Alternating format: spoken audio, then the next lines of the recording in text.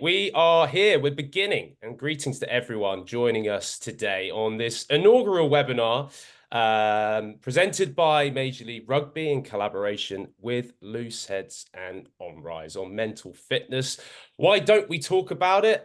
My name is Will Hooley. I am a technical director here at Major League Rugby, a jack of all trades and master of none, as I like to say. But I did also used to play professional rugby as well, finishing my career in 2023 for San Diego Legion at a championship final. I don't need to be reminded of the result that day, but nonetheless, I'm also a Looseheadz ambassador, and mental health is very much close to my heart as a former professional, but just also as a person. And I'm delighted that we are bringing this conversation to you, the audience, the people, wherever you are around the world. I know we've got people literally from all around the world.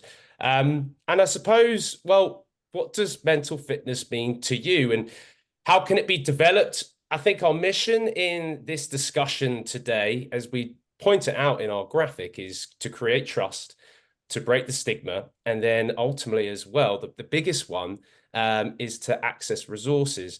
I think with MLR in particular this year, we continue our partnership with Looseheadz, the charity tackling the stigma that surrounds mental health in rugby, but also we partnered with Onrise. And I'm going to let them talk a little bit more about what Onrise is, but it's the resource provider for our athletes, our coaches, and our referees here in our MLR community. Really unique and something that I am honestly very proud about. And I know at Major League Rugby, we are extremely proud about as well. We have got an incredible panel coming up, and I really do mean that. And we're also, joined by a Major League Rugby professional player, an MLR Looseheadz ambassador. We have Looseheadz ambassadors at each of the MLR teams around the US.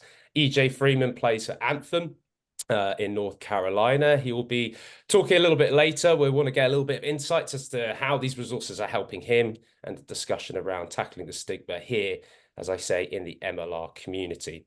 But before I jump to the panelists, I do want to bring on, I think, some key individuals who can just set the story as to what the organizations are. So I've got none other than Looseheadz co-founder Dave Nichol, and I want to bring you in, Dave, and speak to you about, if you could just give us a snapshot as to the start of Looseheadz and what Looseheadz' mission is.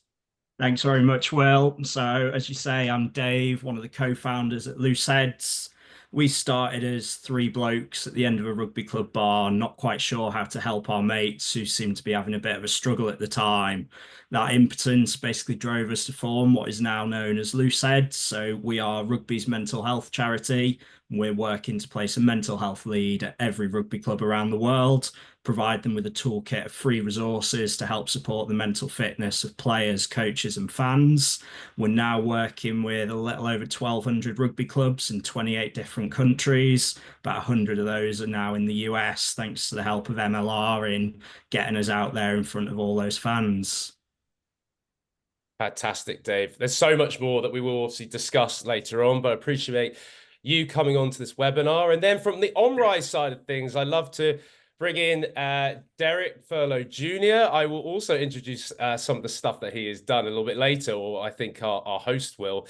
Co-founder of Onrise. Derrick, if you could just give us a snapshot of what Onrise does. Absolutely. Great to be here, Will. And Onrise is the first of its kind athlete-specific mental health provider for athletes. We saw that the traditional mental health did not work for athletes based off whether that was availability, affordability, the trust, the lack of trust. So we wanted to create a model that was for the athlete by the athlete.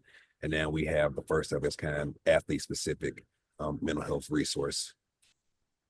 Incredible. And honestly, we are so thrilled to have you both Looseheadz and Onrise as part of the Major League Rugby community. And Derrick, while I sort of was speaking to you there, you're also one of our panelists. I want to mention that Derrick was a former, collegiate star in the football world that then went on into the athlete mental health space and helped set up, be a co-founder of Onrise, which is brilliant. So good to have you on our panel today. And then our other panelists. Well, I mean, we're so lucky to have Kayla Jeter come on, a professional, or to say former professional volleyball player, but has been an athlete mental health specialist and so much more. Her profile, honestly, I could be here reading a book on what she's done in the space. Such an impressive individual. And then for the rugby fans out there, we went above and beyond. And since it's Lions selection day today, the British and Irish Lions, he wasn't selected for this tour, but we did select him for our panel. It is none other than former Welsh and British and Irish Lions star, Mr. Dan Biggar, who also joins us on the panel. But I want to hand over straight away now to our host, because he was also a former rugby player. He's a leadership coach, and he's also one of the voices for broadcast here at Major League Rugby. Mark Stabina. Mark, I want to hand over to you because this webinar is going to be fascinating for everyone listening, whatever you're involved in, whether organization, individual. I think we're going to learn so much. So Mark, from me to you, over to you. Thank you, Will. It's not just fascinating. This is crucial. This is important that we all get together like this and have these discussions. And I'm just going to get straight into it, just like you did, Will, because we want to hear more from our panelists than me today. So as you mentioned, Will, Kayla Jeter, Dan Biggar, Derrick Furlow Jr. I want to hear more about, as we all do, about your journeys. Let's get to know you a little bit better. And let's start with Dan. Well, we've got Dan Biggar. Now, Dan, you've officially announced your retirement from professional rugby, which will end at the end of this season. It's only in a couple of months. And that's after 2 decades. 2 decades playing professional rugby, folks. That is, well, it's unheard of, quite frankly. And 16 of those were at the highest level, representing Wales and the British and Irish Lions. Now, tell us a little bit about the process involved with making that decision, Dan, and preparing yourself for what's next. Yeah, thanks, Mark. Thanks. Hi to everyone who's joined us. The process has been, it's been quite simple in a sense, because what somebody once told me that when you know it's time, you'll know. And over the last 6 months or so, I've known, whether that's emotionally, physically, mentally, I've kind of known. So over the last 6 to 12 months, I've made a conscious decision to try as much as possible, knowing what I'm going to go into afterwards, whether it's media, whether it's leadership, whether it's some mental health, mental fitness stuff. And I've tried to sort of see what I liked, because for me, when I finish, I've loved what I've done for the last nearly 2 decades is something that I've loved doing every single day. And I've made a conscious decision that I don't want to do something that I don't love or enjoy doing for the next 40 years of my life, potentially, which sounds quite scary when you say it like that.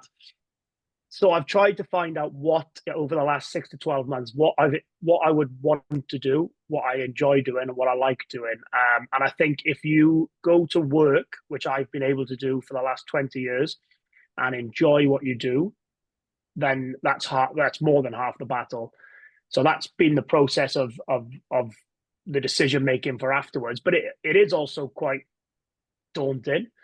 And I've been lucky that I've got good people, whether it's friends, family, my agent, professional people, etc., around me, and have sort of prepped me for that, rather than just said, "Oh, all the best, take a stab in the dark and see where you go." But it's daunting because you've almost, as a rugby player or as a sports person, you're kind of institutionalized in terms of you've been told to be somewhere at 9 o'clock every Monday for the last 19 years, whereas for the next however many years, you kind of have a lot more freedom to pick and choose what you do, or it certainly changes. So that's kind of been the process, but it's one that I am quite excited about rather than really dreading, but mainly because I've planned and had a bit of an idea of what I want to do in the last year or so. Dan, thanks for sharing that. A lot of great nuggets in there, not just for other athletes that are going to be faced with a similar decision or have already faced that decision, but I'm sure there's people in the audience here that will have transition of their own kind in the workplace, from one career to the next. I mean, there might be some parents out there that are about to become empty nesters, which is a huge transition. I know their kids going off to college, and I think there's some nuggets in there that everyone can take to make sure that you transition smoothly. So thanks, Dan, and we wish you all the best. I was just gonna say, Mark, I've got a 2-year-old at home. So if anyone wants to replace their kids who are going off to college and university with a 2-year-old, please come and take my 2-year-old. There it is. There's the Welsh humor. Great to have you, Dan. And what a career you've had. Fantastic stuff. And thanks for being here. Kayla Jeter, everyone. Now, you played college volleyball at the University of Tennessee. Listen to this, folks. She earned 3 times all SEC academic and All-American honors, while also earning a bachelor's degree in sociology and master's degree in sports psychology and motor behavior. Now you're just showing off, Kayla. Then you played a season of pro volleyball in Finland, I believe. Yes. Before you moved into coaching and much, much more. So tell us a little more about that transition and how you ended up where you are today. Sure. Thanks for having me, Mark. It's a pleasure to be here. I think at that time, especially thinking about the opportunities for women professionally, especially in volleyball, all that existed overseas and honestly wasn't really pushed towards as an opportunity unless you were someone who had a really successful collegiate career. So for me, playing collegiately was always the goal to, really see what my potential was as an athlete. And interestingly enough, my senior year, I tore my ACL. So that's where the extra kudos of the master's really came in, because I had the opportunity academically to get my master's as I was rehabbing. And during that year, I had a lot of life things also come up. My mom got sick. My dad's health started to fail a little bit. And I had to really consider what I wanted to do. Like I said, the opportunities for women sports professionally stateside didn't really exist, especially for volleyball at all. So having to always have this plan B after college, or really a plan A after college, was something that was at the forefront for me. And so once I went over to play overseas, I thought to myself, this was never the big goal was to go for Team USA. That was the only pipeline. I didn't want to spend too much time in Europe. I have 3 sisters, again, my parents and their health. So once I got my 1 season overseas, I really enjoyed it. I felt like I came back a really strong athlete during that time, really rehabbed really well, came back stateside. And that's where a lot of shifts really started to happen to me, transitioning after sport. And even as a coach, thankfully, when I coached at the University of Tennessee, where I went, University of Cincinnati, I was a playing coach. So still being able to be active and help my athletes learn the game on court with them really fulfilled, I think, a lot of the desire I had to play professionally that didn't exist stateside.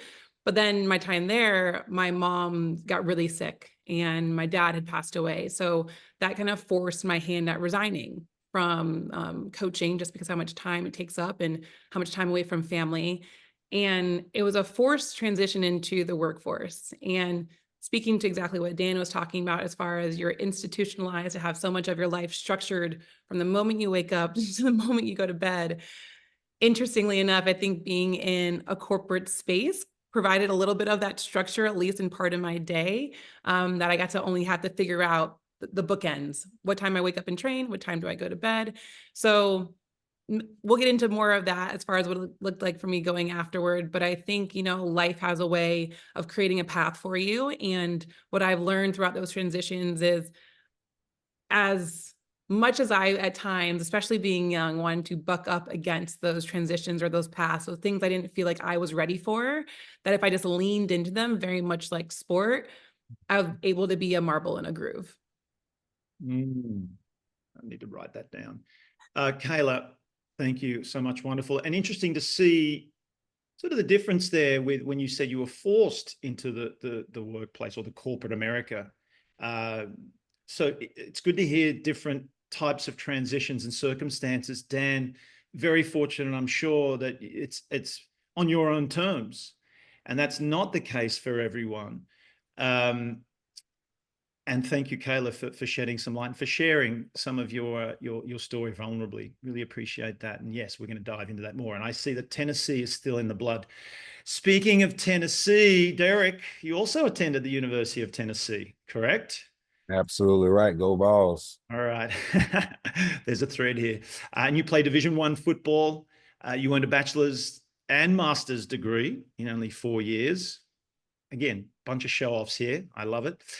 Now, you shared with us when we chatted earlier on that you didn't progress to the pro level. And that's the aspiration of so many college athletes, particularly in football, to make the NFL or pro sport, that very few, if you look at it statistically, get to even accomplish. And that must bring about some challenges with transition as well, or maybe not. Tell us a little bit about that transition for you and how it shaped the years to follow for you. Thank you. And I think the challenges definitely come when you have the intention to play at the highest level and the numbers really much don't work out in your favor because it's just the numbers. But Dan and Kayla, I think, said something. When it comes down to this game, it's a finite end date. And as an athlete, sometimes the game comes to an end by choice. Sometimes the game comes to an end by force. But in reality, I've learned that you either in transition, just came out of a transition, or transition is on its way. So as you take a look at this thing called life, and definitely from an athlete perspective, it's going to come to an end because it's only a finite window. So myself, when I saw athletes that came before me that I knew were nicer than me, even playing in the SEC, having careers that were short, didn't make it, got hurt, got cut, reality said in them, hey, this thing might not work out. And if not, what can you take away from this game and apply in another field of your life? And I was fortunate that the game give you exposure. Like whenever you play at a high level, you get exposed to different opportunities, different people, different industries, different resources. And I was just one of those guys. I played safety, so I was always aware of my surroundings or what was going on in my space. And I was able to take those things and take those intangible transferable skills and take them and apply them in sales and entrepreneurship, because I'm a firm believer that the grind always pays off. But as an athlete, we got to check the currency that it's going to pay us in. A lot of times we think the grind is going to pay you in the currency of going pro, or the currency of or monetary currency, but it may pay you in exposure, it may pay you in opportunity, it may pay you in branding, it may pay you in a door being open for you. And once you realize the currency that it's paying you in, you have these intangible transferable skills that you can go take and use and become elite in another space. So I was just fortunate enough that I was aware. I had seen guys come before me, not transition like champions. So once I was able to take those intangibles and get into the sales space, figure out, hey, what did I learn from sports? How can I take it away? How do I correlate it? And how do I carry it over? I call that the transition formula. I was able to have a successful transition. And at that point, have some success, show it with a couple of other individuals and realize, hey, this does not make me special. This is what the game gives you back. Because I believe as an athlete, you give 5, 10, 15, 20 years to the game. But a lot of times we never think about what did the game give me back. And I was able to articulate it, which when I was able to articulate it and put it down and help myself, I was able to help others. And that's what led to me writing my book, What's Next, How to Transition like a Champion in a Transition Playbook. And pretty much started me on this trajectory of helping my peers, which opened the door for this mental health space that we're in now. So the process looks different for each and every one of us, but the game definitely pays us back. It's just a lot of times we never do a self-assessment to think about what the game actually gave us versus what we gave it. Derrick, that was beautiful. If I can just share what I heard in that, which is really important, especially for athletes transitioning, I think the trap for a lot of athletes is becoming attached to that career and then struggling once that's gone. The perks, and especially you, Dan, playing at the highest level, the perks that come with that, the recognition, the ego that gets served through all of that can be very difficult to deal with once it's gone. But to your point, Derrick, it's important to reframe it as gratitude for what I've experienced and taking what I experienced and applying it into the next phase. So thank you for that. You so wonderfully explained. And again, not just athletes, folks, it goes for everyone out there facing transition. Back to you, Dan. Well, to set this up, as Will mentioned at the start, we have a theme, mental fitness. You saw it all over the promotional material. And I want to ask you, how did you develop and maintain mental fitness, whatever that means to you, mental fitness throughout your career, especially when you are subject to so much pressure, sometimes with the entire nation's hopes on your shoulders. And I'm not kidding here. Tell us about that. I mean, I'd be lying if I said I handled it well all the time, but I think that's part of the journey, part of the experience, and part of perhaps why I'm able to share some bits here, because I didn't, anybody who gets it right 100% of the time, I'd certainly like to meet them and ask them one or two questions. But so I think the bottom line is I was quite intuitive in terms of I wanted to learn every day. Now, you want to learn in your field. So for my field, it was rugby. I wanted to get better and better and better at rugby. But I also wanted to get better as a person, as a captain, as a teammate, as an employee. And I think for me, I kind of thought, right, well, how can I be the best person I can be in the team environment, which then helps you when times get tough, and not also helps you when times get tough, but you can help other people. Because I've found that I was, this is a big topic of mental fitness. If I'm 100% honest, I probably didn't struggle in this area as much as you see other people who come out and say it was really tough and I found this really hard. So I'm probably one of the really fortunate ones that I was able to not have too many issues in that sense.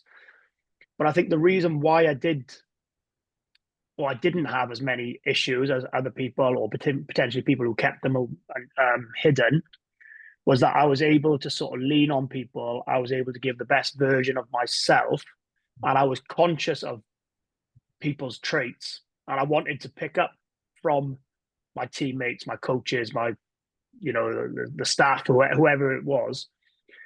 So that for me was kind of quite important, to be a better person day in, day out. So by the time I got to, as Derrick and Kayla have so eloquently said, the stage you're at, whether it's forced or a decision you choose to do, it doesn't feel like the end of the road is coming, or it doesn't feel like the end of the world is here. It feels like it's just another door that's opening, and it's another opportunity rather than everything closing.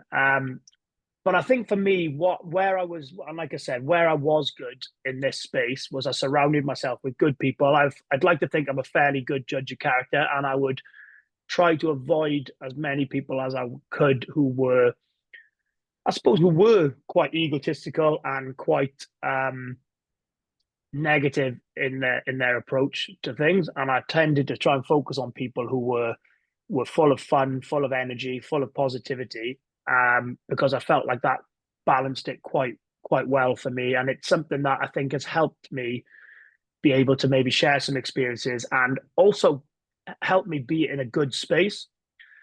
Because I think a lot of the times you speak about mental fitness, mental health issues, and a lot of the time you hear about the struggles, which clearly are massively important. But sometimes I flip that and I think, well, what do people who haven't had too many problems with mental health, mental fitness, what have they done in their career, in their job, in their life, to maybe help them not have as many issues as perhaps someone who has? And that's not always the individual's fault by any stretch, but you try to have a bigger margin for error in terms of when things do go wrong, rather than it being a really, really small margin for error. So I hope that makes sense to you and everyone who's listening. Dan, that makes more than just makes sense. As you said, this is valuable information that people that do struggle, and don't be embarrassed by the fact that you didn't struggle as much as some, or apologize for it, because as you said, you just outlined how. And what I heard was, rather than focus on winning and ego-based rewards, you mentioned it, you also focused on the process of getting better, making that your focus. How can I be better, rather than how can I win and get the monetary reward or the recognition from it? You were always focused on doing better. And the other word I heard was helping others. So service. You're already doing that. That was already in your DNA, and no doubt you'll take that into your post-athlete career, because that's a value of yours, just as we've seen with Derrick and Kayla here, right? So it's no surprise that they've gone in to fields where they're serving others and helping others. So thanks for sharing that. We can learn so much from that journey. I'd love to hear also from Derrick, Kayla, and yourself, Dan, when it comes to our mission for this conversation. So yes, we talk about mental fitness, what it means, how we develop it. We need to talk about it. And we have a mission or a commitment through this discussion and many more to come of basically a three-pronged approach. We want to create trust. We want to break the stigma, and we'll get to that, and also access resources. So this is what we're centering our discussion around today. If we just look at that first bullet point of our mission, creating trust, I'm going to just hand it over to Kayla, Derrick, or yourself, Dan, to comment on what it means to build trust, how we do it, and perhaps use, again, your environment of the workplace as an athlete and maybe after your athlete career. I'll jump in just based off the time. I think the creating trust part is critical. You can have a great resource or great tools around you, but if you don't trust the tools or the resources to actually use them, you never take advantage of them. And I know from a Onrise perspective, as we looked at the mental health industry in general, there were some things that we saw that, quite frankly, didn't line up to the athletes. So if athletes don't trust them, they're not going to use them. So it was some things for us, professional or college, if the therapist or the psychiatrist works inside the institution, we already know from a college level, 47% of the student athletes won't use an in-house resource. So that's a trust factor of, hey, I don't believe you're going to keep what we talk about secret or keep it confidential, or, hey, you might know my coach, so I don't feel like you're going to keep, I see you eating with my coach at lunch, so can I tell you what's really going on? To, hey, I got to walk into a building or a door or a room. So, hey, this is going to hit my insurance and I'm trying to go to the next level. Now that's a paper trail. So all those things create a lack of trust for me to use the resource that's available. So from a business perspective, we said, hey, how do we create a resource that's not only there, but it's trusted enough that it would actually be used once they know it's there. And that's making it, hey, it's B2B, where it's cash pay, and the organization, they pay for your health care. Now they're gonna pay for your mental health care. So there's no paper trail because the organization is paying for it. Hey, this can be done telehealth. So whether you're in your hotel room, you're traveling at home, you don't have to walk into a door or feel like someone's gonna be seen. Thirdly, it's third party. So now you're restrained by HIPAA compliant laws that could prevent us from telling who we're seeing, what we're talking about, how you're dealing with it. So now you don't have to worry about that preventing you on the next career path for the next opportunity. And then fourthly, the traditional space didn't have a lot of diversity of the professionals that was in it. So they didn't necessarily look like or could relate to the population they served, even though they had great knowledge. So we said, okay, how do we hire former collegiate and professional athletes that have degrees and that are passionate about the space, that got a lived experience? We can get them the additional certification or additional training. And now athletes trust athletes. So I could talk to somebody who done played at those levels like me. I can relate to them. I understand them. I know they get me. I get them. And I'm open to open up. So the trust variable is what we wanted to create. And if you're able to create trust, now you can help the other things. But if I don't trust the resource, I'm not going to use the resource. And that was one of the biggest things that we wanted to do on Onrise.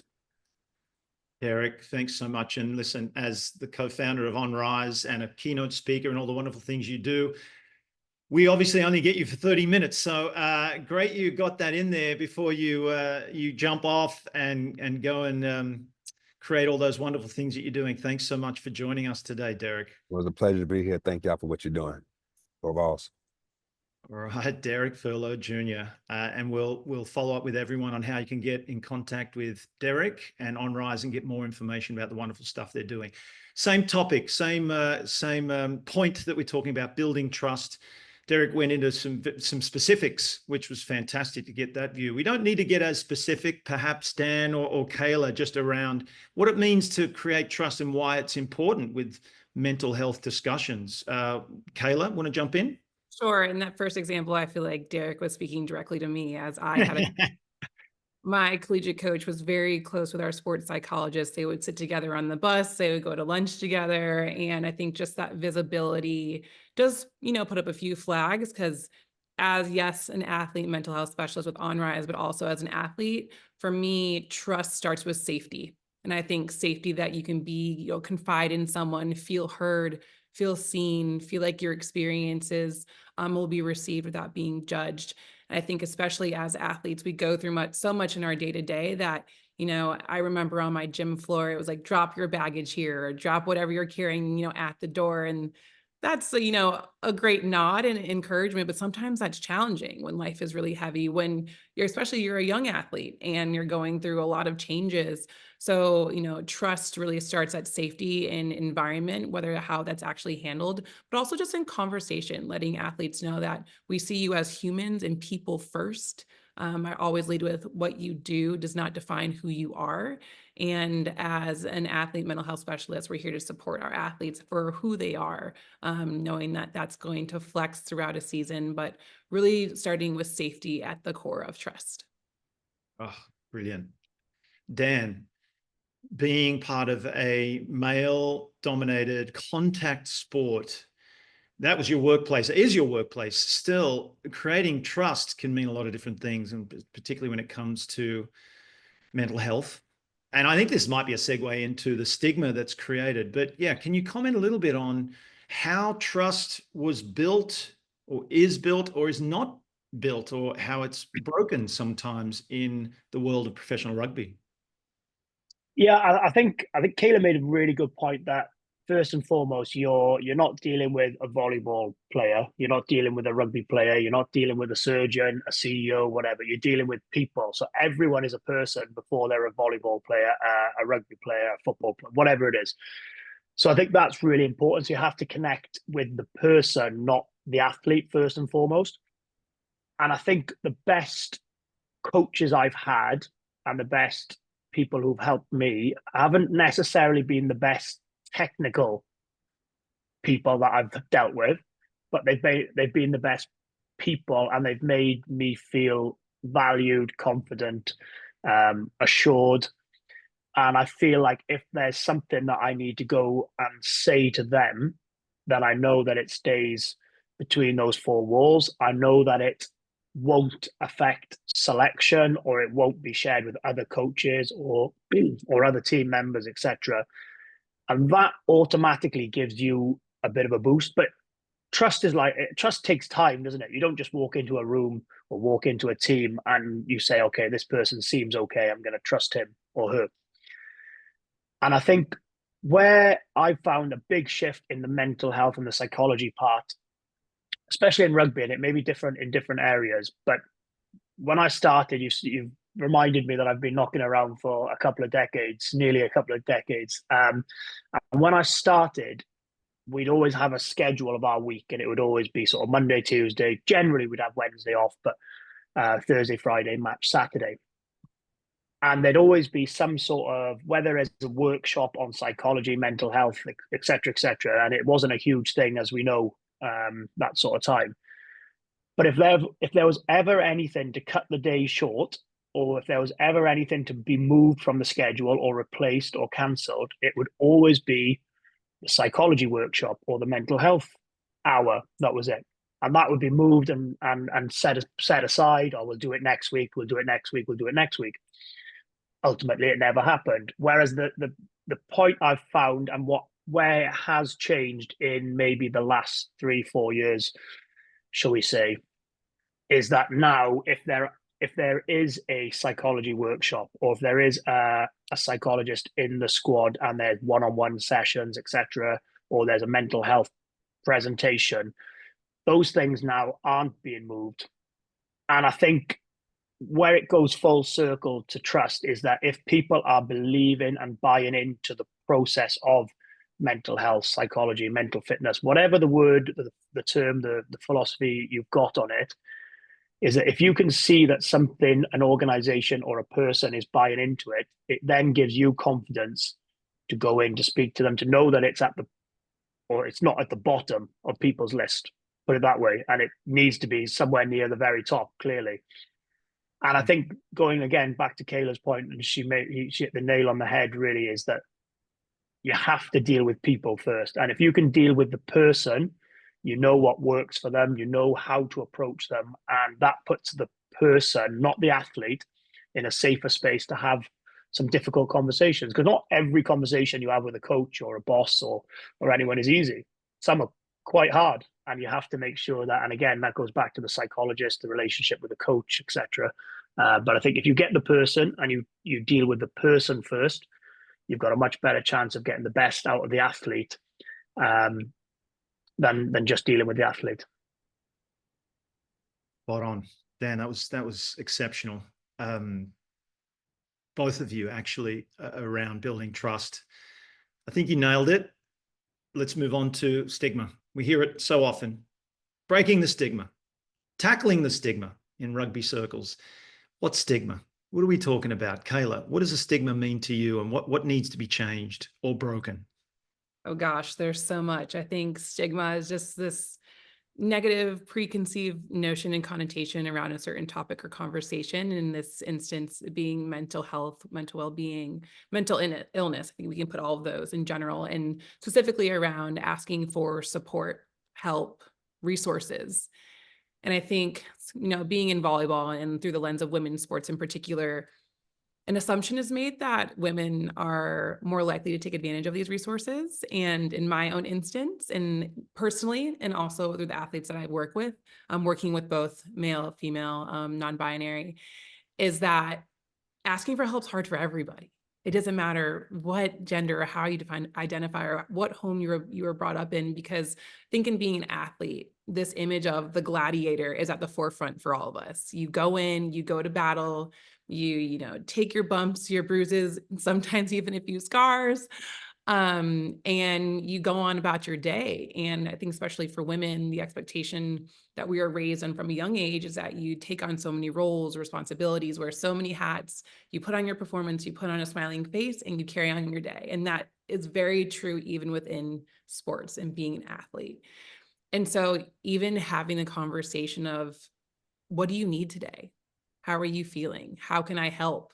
And not from a space of, okay, depending on how you answer this question is how you're going to practice, how you're going to play, if you're going to be in the roster. Because in my own personal experience, that was the big fear, is like, okay, if I show even a little bit of lack of confidence or something from my personal life is bleeding into my play, it's like, what is wrong with you? What's going on? If I were to answer that honestly, it's like, get it together, wrap up your emotions, and keep going, because we have a game to win, right? Coming back to what we were saying, and Dan, double down on, is like, we are humans with human emotions and human feelings, living a very human experience. So instead of making, especially, young athletes feel like they can't have emotions, they need to be bottled up, and again, be this warrior in their sport, how about we just pull them to the side, say, hey, what's going on today? Do you need to take 5-10 minutes? Is it better for you also maybe take the rest of, the afternoon off? We can come in the morning, do some extra reps, really show that care. That's how you build the trust, is like consistent acts of care. And it really is these moments of checking in. And even moments like this, having the conversation out loud for people to hear, listen, and take from, and feel like they don't need to suffer in silence, no matter where you are on that continuum of mental health, well-being, illness. And putting resources out in front of people so they know where to find them. And it's not buried underneath so many clicks, or you have to go through your coach, or you have to go through, the front of office, because it's already hard enough, let alone tell your teammate you're having a hard day, then have to go straight to a decision maker saying you need some additional support. Thank you, Kayla. Wonderful answer. Mark, can I just chip in off the back of what Kayla said there? Because I think that she makes a really, really strong point, that it's like anything in life. If something is easily or readily available, you're more likely to do it, aren't you? If it's a real effort and you've got to go through 4, 5, 6 people, you've got to then whatever the hurdles and the obstacles may be, you're more likely, not just in mental health or mental fitness, but in life in general. So if we are putting an emphasis on mental fitness and mental health, then make it as available and as easy to access as possible. And then people have got the choice. it's there. You've got to speak to this person or this person, whatever it is. And if it's available, there's no excuses then for people using, because I don't know how you feel, Kayla, as well. Maybe it's just a rugby player thing, but rugby players will always look for an excuse.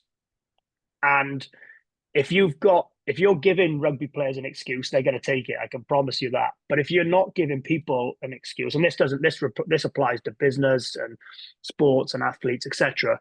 But if you give people an excuse or a ready excuse, which not having something readily available or easily available, such as help in the mental fitness space, then most people or a lot of people are going to take that.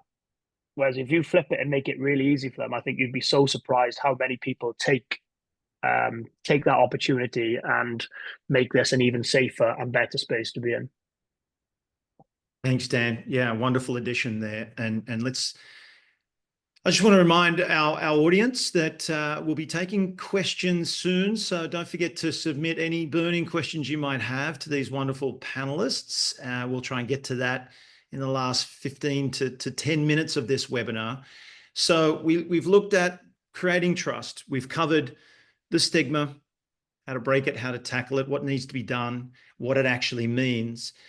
Accessing resources is the third commitment of this mission that we're here discussing. And we've got some wonderful organizations that we've partnered up with that are doing just that, because in my opinion, Mental Health Awareness Month is fantastic. We raise awareness, but what happens beyond the awareness? If nothing's being done, if support and resources and tools aren't being created, what happens? The awareness just dies down until next May. So these companies are really putting themselves forward, including Looseheadz, Onrise. Kayla, I'm going to get you to talk about that in a second. Will, you mentioned at the start we have EJ Freeman, one of many Looseheadz ambassadors. I want to bring him in and talk about what it means to have these resources and why it's so essential, EJ, and why you chose to be an ambassador as well for mental health and mental fitness. Yeah, of course. And before I start, it's been beautiful listening to everyone. Never been a part of anything like this, and yeah, it's really nice. Yeah, it's knowing that other people see the world just like me, basically. And yeah, and so far, this is my first year at Anthem, and I went to school for psychology, and yeah, I saw that there was something called Looseheadz, and I wanted to understand it, and I understood it. And the goal, in my opinion, is to bring awareness of mental health. And yeah, that's very important, because if you're not okay up here, then you won't be okay in the real world. So I was like, yeah, for sure, I will want to join something like that. And I heard of Onrise, which was the solution. And I was like, oh yeah, that's perfect. That's the perfect thing because usually there's awareness everywhere. Everyone knows that it's there, but the solution is most of the time not really there. So yeah, I heard about all this, and for sure I'm on board. I like it so far, yeah. Thanks, EJ. I want to acknowledge you as well. 22 years of age, folks, and he's already talking about psychology, the importance of mental health. I think we all know a lot of youngsters out there that that's not important. They're not thinking of retirement. They're not thinking that far ahead. They're going to live forever, and I'll get to that if and when I need to. But EJ, thank you for already exploring the space, and no doubt wanting to serve and help others with your wisdom. And it's a pleasure to see, and thank you for joining us. And stick around as well if there's we're going to take some questions soon, and maybe there's a question that comes from the audience that you want to jump on straight away. So welcome, EJ. Okay, well, it's time to look at some questions from the audience. Thank you for your patience. I can't believe time's up already. Will is sending some through to me just so I can focus intently on the answers that are coming from our wonderful panelists. And Will, you have sent me this one. Okay. Looks like a rugby related question, which we expect with this Major League Rugby panel discussion. Can the panel give some advice to young players who go through the rugby pathway? EJ, this could be for you as well. And don't go all the way through and end up going backwards in their mind. And they have to learn to adjust to playing back in grassroots sport? Okay, and maybe there's something for you because you see it, Dan Biggar, with a lot of your teammates. Perhaps I know I have, and they feel like they've potentially failed because they haven't progressed forward. They've actually gone backwards in their career. I ask because I've seen so many young players being spat out of the process, and I've also seen them lose their love for the sport. Yet, if dealt with positively, would it be a massive player in their club environment? These young players really struggle mentally. Thanks from David Henderson in Leicestershire. Welcome. Thank you, David, for tuning in from all the way from England. So what I heard there, Dan and Kayla, I mean, maybe you've got some examples of this where the pathways I'm hearing, is it when players don't progress all the way they want to, and then if they don't make the next level, they're just cast aside and they struggle because they're only young.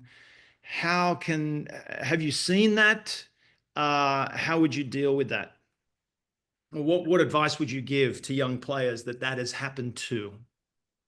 I think as you were reading out the question, Mark, I wrote something down which somebody told me a few years ago, and it's always easier giving other people advice, isn't it? You know what I mean? It's never quite the same when you've got to do it yourself and take on board. But I always got told that selection was essentially just one person's opinion.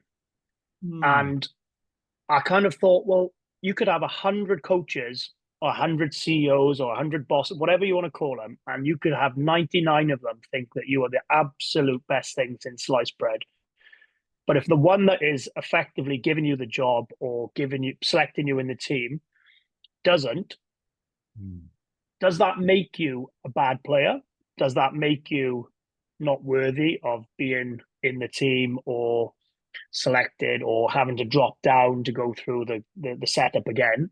And I always sort of hang on to that. And I think it's quite apt that obviously we're on British and Irish Lions selection day as well, is that just because Andy Farrell, who the head coach is selecting the Lions, doesn't think some player X or player Y is ready, it doesn't mean that life is over and that's the end and things like that. But where I have seen some important, or I think where there can be big improvements made, certainly in rugby, it's not probably fair for me to comment on other sports, but in rugby, it's almost like if you're playing at the top of your game and everything's great and you're playing for the team, we'll provide you with as much resource as possible.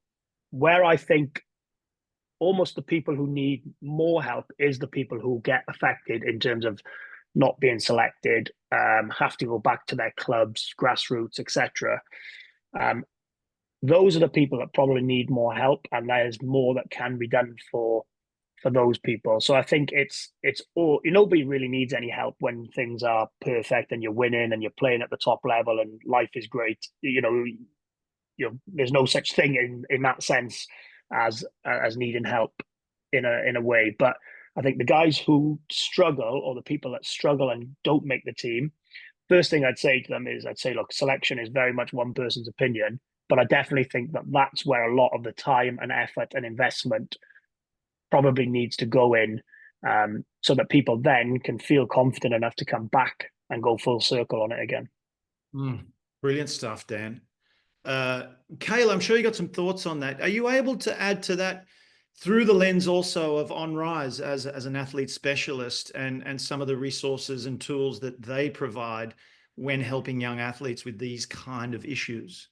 Yeah, absolutely. So as an athlete mental health specialist, our role really is peer support, right? So we're here as someone who's been through a similar process, maybe not the same sport, gone through not getting picked for the team, not being placed on the team you want, having to, take a step back and reflect on what is the next steps forward in your career. And the biggest thing that we focus on with our athletes is just reminding them, again, like we said in the beginning, they're a whole person. And yes, that's, I think, 10,000 foot view true, but it's hard in that moment, especially when you're being a professional and that is your career and that is your day in and day out. So we encourage our athletes to take a look at what else, can we work on in maybe this season or period of wait? What are some skills we can refine? What are some relationships we can build? Maybe what are some other networks we can tap into to really refine what we want to do, not only in the sport in that moment, but even beyond. Knowing that exactly, like, you know, as Dan mentioned and Derrick mentioned as well, that there is this finite career that you have. So maybe in this exact moment, you weren't, yes, selected, but there are different ways you can still stay involved with the sport. You can, you know, work on the team that you're on and really continue to grow as an athlete in this space.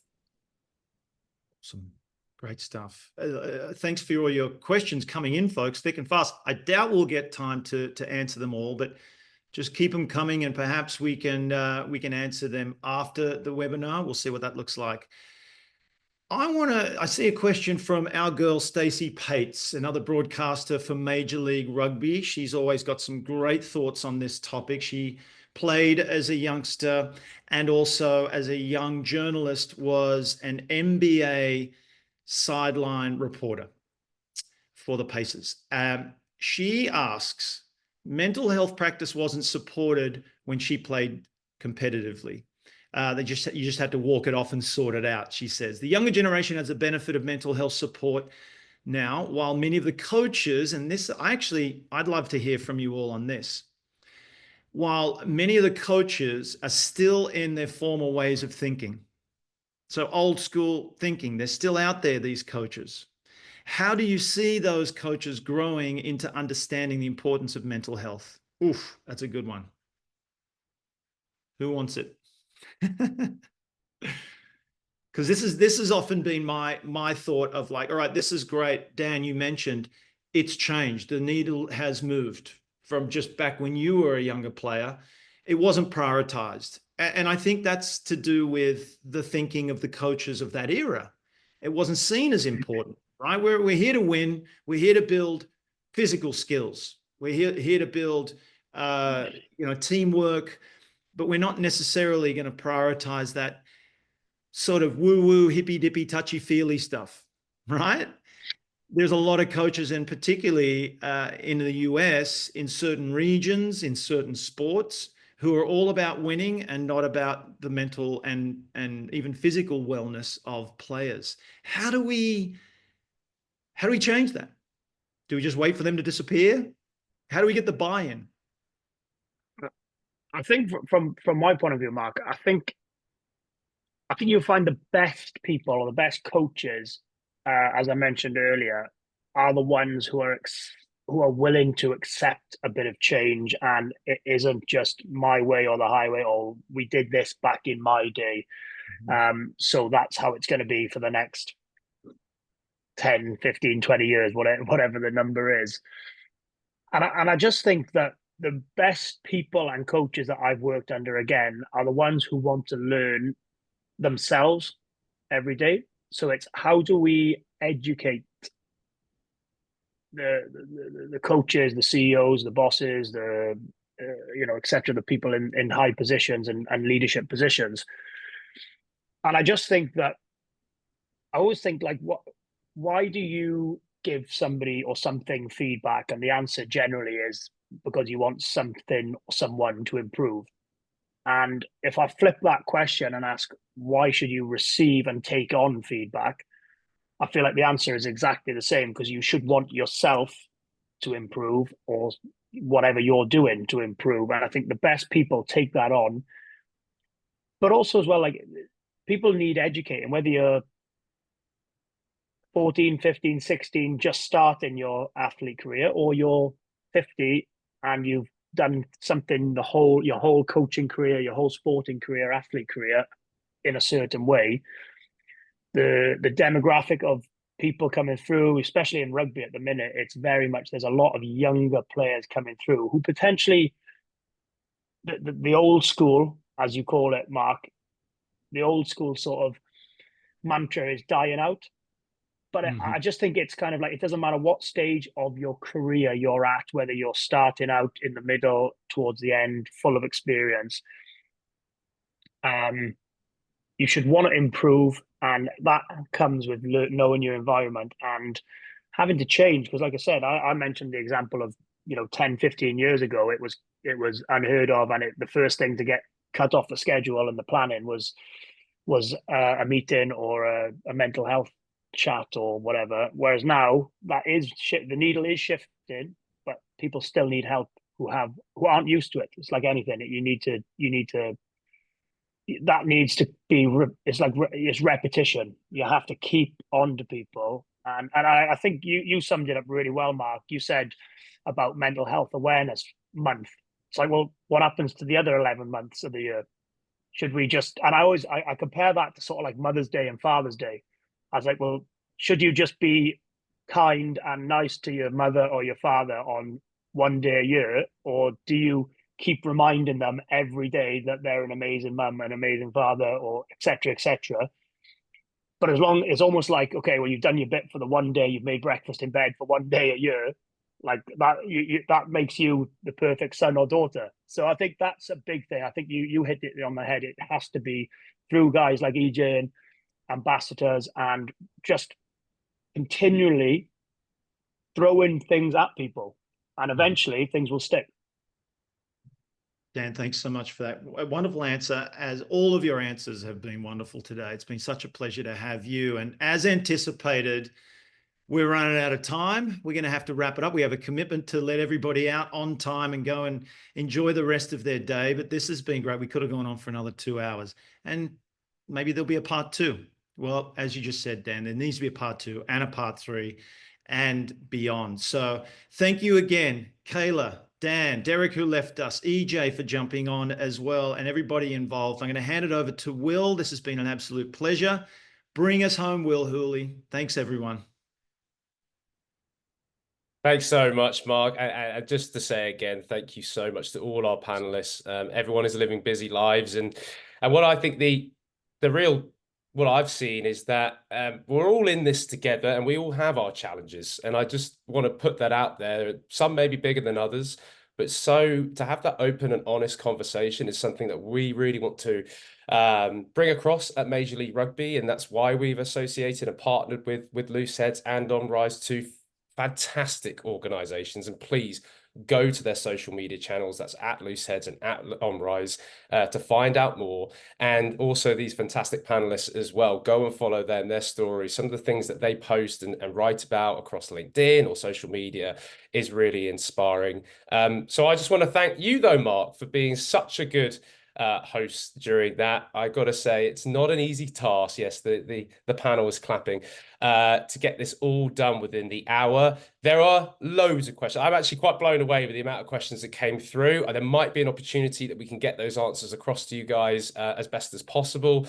But for also just to remind people that this webinar has been recorded. We will be able to see this again across the social media platforms. Keep an eye out, of course, following Major League Rugby. But from me, on behalf of MLR, thank you for joining. I hope it's been really insightful, and go and have a great day today. Go and have a successful month, whatever that looks like, on Mental Health Awareness Month. And for us at MLR, our Mental Fitness Month as well. We celebrate and we bring that awareness.